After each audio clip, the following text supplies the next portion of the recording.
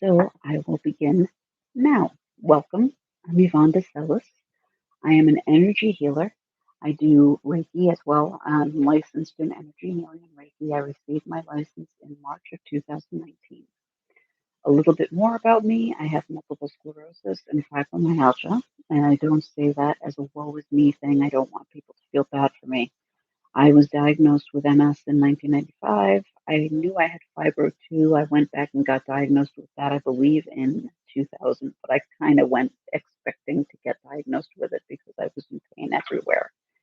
I discovered energy healing in either 2018 or 2017. I don't remember exactly when I discovered it, but I discovered it by watching a video by Donna Eden, who is a United States energy healing master, in my opinion. She's wonderful. I learned it through her. It was during a really, really rough time in my life, and I put off doing it. I put off listening to her for a long time. But then I finally sat down and listened to her, and it turned out she had found out she had multiple sclerosis when she was 16. But in addition to that, she had a ton of health problems. She had a heart attack, I think, when she was like 24 or something. She was allergic to everything. She was born allergic to just about everything. And there were various other health problems in addition to that. But I thought that was kind of a huge one, the finding out she had MS when she was 16 and then having a heart attack when she was in her 20s. And she, I don't want to say cured herself. That's what they say. They say she cured herself. I do not think there is currently a cure for multiple sclerosis. However, I do think there are ways to make it a disease you can tolerate for most people. I shouldn't say all because there are different versions of multiple sclerosis. I believe she probably has the same version I do, which is relapsing remitting, which is probably one of the better ones to have. Honestly, the best one to have probably is clinically isolated syndrome, which I believe means you have one attack or one symptom and that's it, period. Relapsing remitting means you have an attack. In theory, the attack and all the side effects associated with it go away and you get better. That's not always necessarily the truth. I've had a few attacks that I've got leftover side effects from, but I can still walk and knock on wood. I'm hoping that that will stay the case.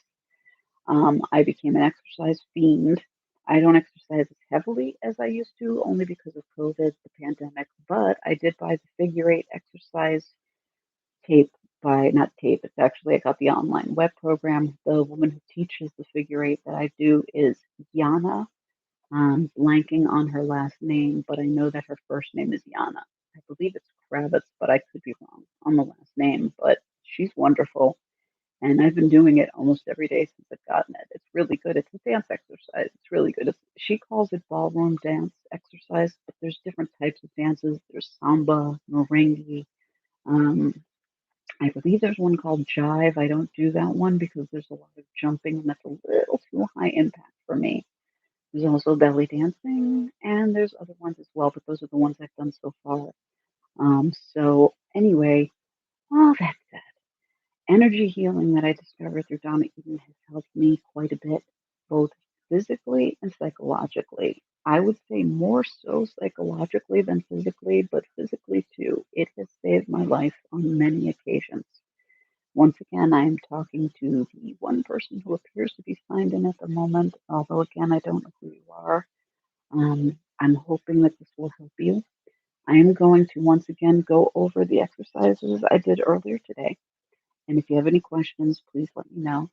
And if you don't have any questions, I probably won't stay on much past that. Again, if you have questions, let me know. And if you want to, you can send a message to me privately. But I'm just going to really quickly show you the exercises I did earlier today. As I said, I've learned tricks for not getting rid of migraines, but breaking them up and making them a little bit more tolerable.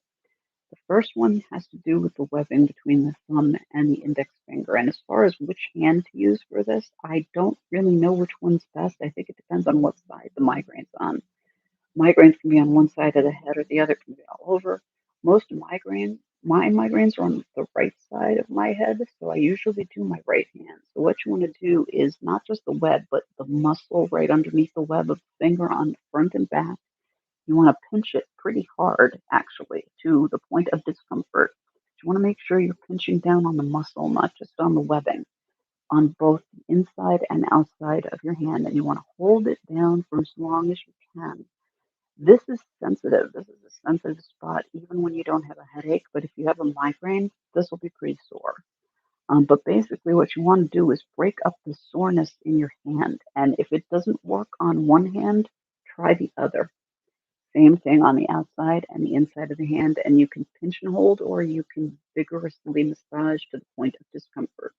And again, what you want to do is try to break up the pain in your hand instead of working on your head. You're trying to break up the pain here. If you can break up the pain here, you can usually break up the pain in your head.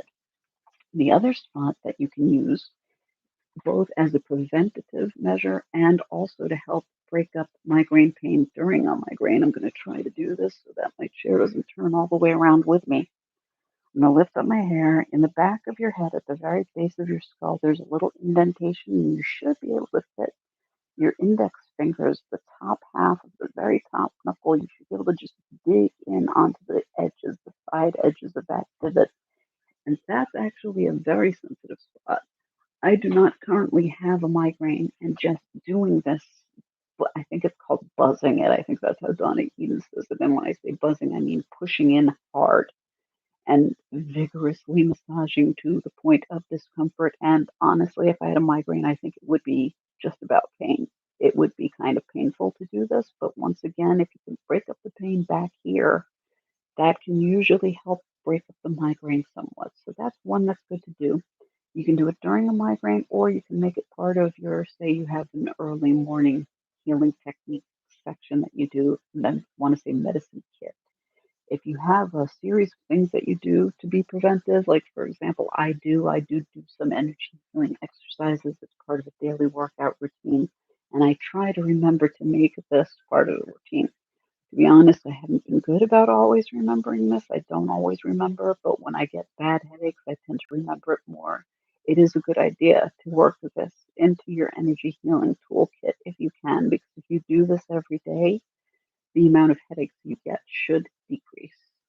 So that's really good. Also, if you have a headache that's not a migraine that you're trying to get rid of, two ways to help. One is right at the temples. You can use your index finger and or your middle finger and just very vigorously massage in these areas. This is on the triple warmer meridian, but this is also really good for a headache spot. If you've got a really bad headache, sometimes massaging here can really help. And another thing that I showed was the triple warmer visor, which you do by rubbing your hands together just for a few seconds, get them good and warm. And then what you want to do is put them over your eyes. You can have your eyes closed or open, but you just want to feel the heat from your hands over your eyes. And then put your thumbs over your ears on either side and the rest of your fingers down on top of your head. Now you're going to keep your hands in that position. I'm going to move them just so that we don't lose eye contact. But you're going to keep your hands here, and while your hands are in this position, breathe in through your nose, out through your mouth if you can. If you need to do all nasal or all oral, that's fine. The most important thing is that you should have your tongue touching the roof of your mouth. There's a divot behind your top row of teeth. Just keep your tongue there when you're inhaling in particular. And let's just do, I'm going to lose eye contact with you just for a few moments, but let's just do one in and out breath. So in, rise up when you breathe in, sink down when you exhale. So in and out.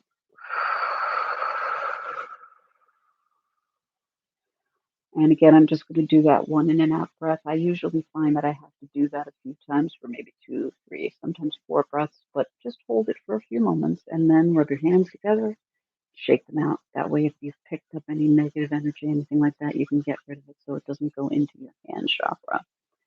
So that's another thing that can sometimes help. It can also help with stress. If you're really panicked or freaked out about something, that can help.